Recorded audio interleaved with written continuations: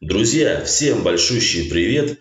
Решил я маленько подремонтировать свой гараж, и сегодня хочу сделать самоделку для решения определенной задачи. Всем приятного просмотра, погнали!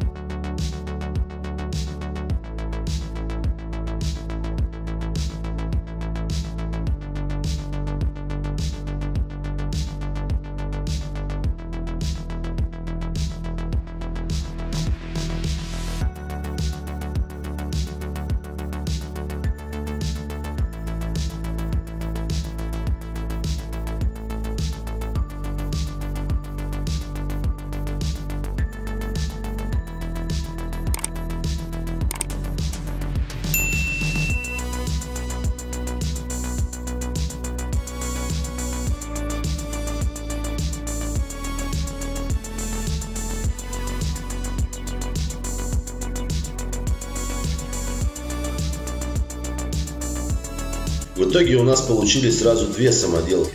Первая для скрутки проводов, а вторая для спайки этих скруток. Флюс я использовал спиртоканифольный, с трудом нашел его в своем городе. От кислоты решил отказаться по причине негативного отношения к ней людей с большим опытом работы в данной сфере.